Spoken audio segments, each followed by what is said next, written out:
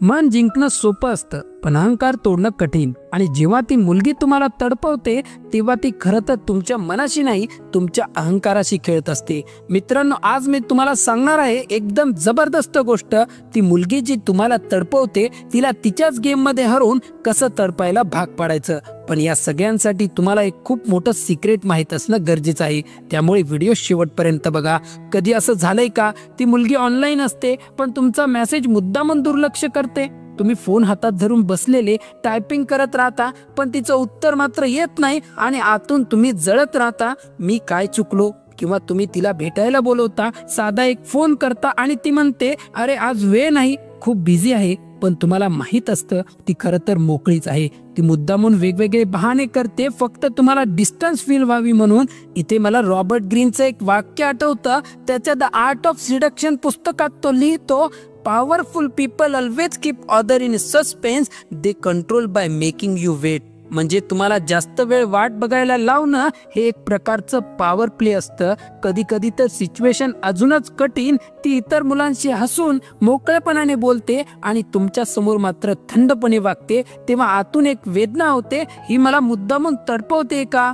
रुमी म्हणतो, don't get lost in your pain, know that one day your pain will become your cure. म्हणजे हाच त्रास जर आपण योग्य रीतीने वापरला तर तोच आपल्या विजयाचं शस्त्र बनतो। हे फक्त तुमच्या सोबत नाही, जवळपास प्रत्येक मुलाच्या आयुष्यात कधीतरी अशी वेळ आलेली असते, ती वेगवेगळ्या पद्धतीने तुम्हाला इमोशनली डिस्टर्ब करते आणि तुम्ही त्या गेम मध्ये अडकून जाता। पण खरी गोष्ट काय आहे माहित आहे? तिचा गेम तोडता येतो आणि एकदा तुम्ही ते शिकलात तर तीच मुलगी जी तुम्हाला तडपवत होती तीच तुमच्यासाठी तडपू लागते।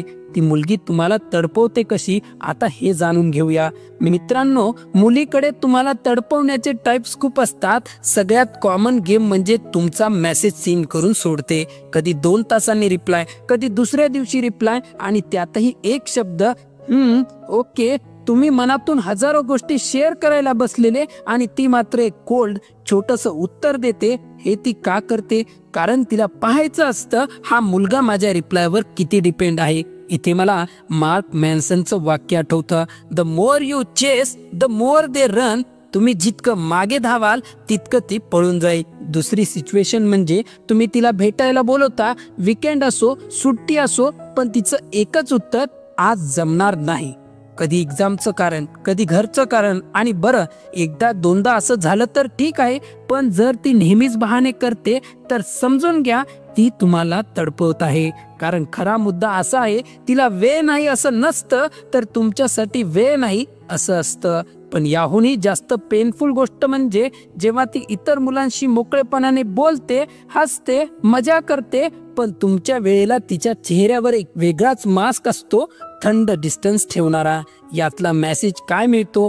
ती तुम्हाला दाखवते तू स्पेशल नाहीस, पण खरं तर हे सगळं सायकोलॉजिकल ट्रिक असतं। कारण तुमच्या मनात इन्सिक्युरिटी निर्माण झाली की ती जास्त कंट्रोल घेते। रॉबर्ट ग्रीनच्या 48 लॉ ऑफ पॉवर मध्ये तो म्हणतो, the person who tries to control less end up controlling more.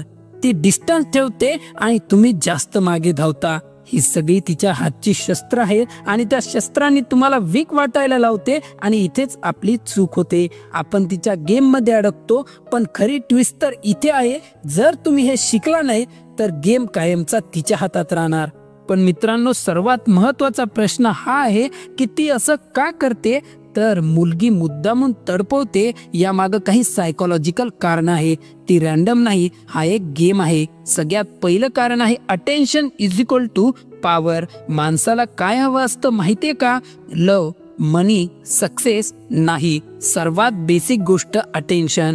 ती जेव्हा तुमचा मेसेज इग्नोर करते किंवा भेटायला बहाणे करते तेव्हा खरं तर ती तुमच्या अटेन्शनचं पॉवर टेस्ट करते। तिला पाहायचं असतं हा मुलगा माझ्या एका रिप्लायसाठी किती वेळा होतो। नेपोलियन बोनापार्ट म्हणतो, the man who can dominate a women heart is the one who can dominate her attention.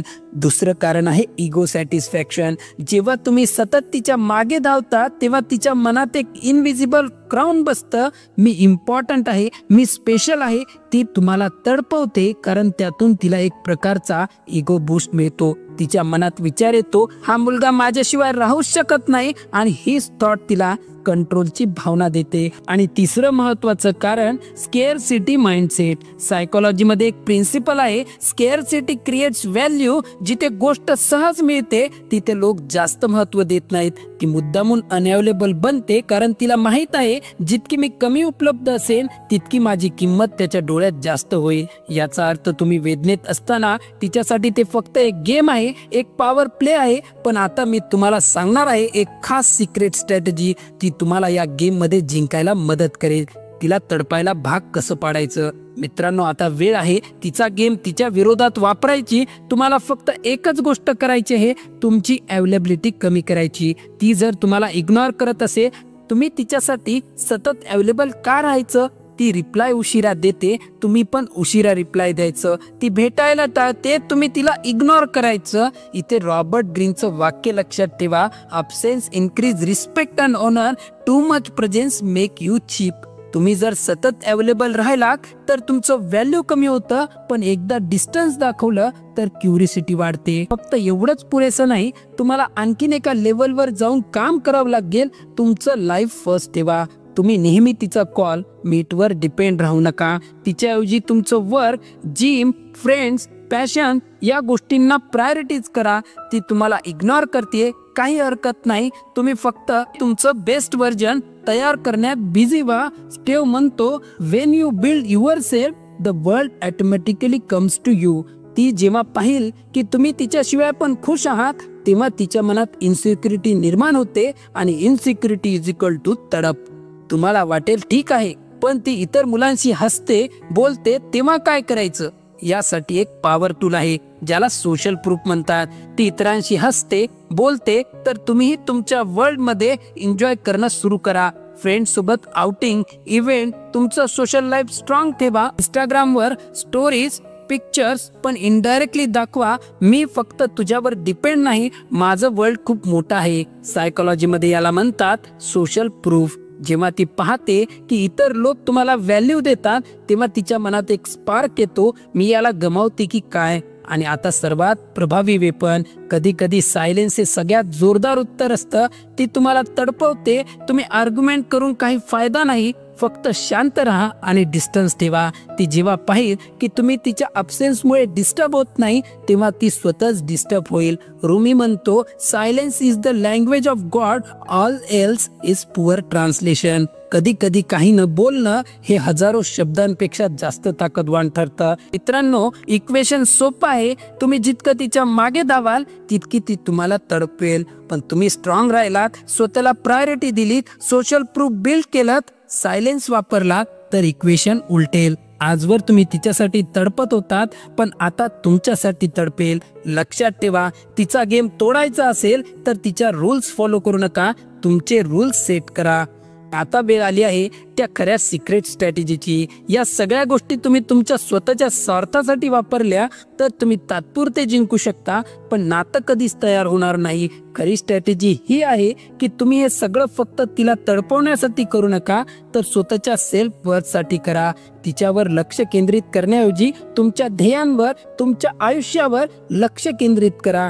जेव्हा तुम्ही स्वतःच्या एक्झिस्टन्सवर प्रेम करायला लागता, तेव्हा दुसऱ्या कोणाचीही व्हॅलिडेशनची तुम्हाला गरज भासत नाही. ती मुलगी तुमच्या मागे येऊ न येऊ, तुम्ही नेहमी जिंकलेले असाल, आणि हाच तुमच्या आयुष्याचा आणि तिच्या गेमचा मास्टर की आहे.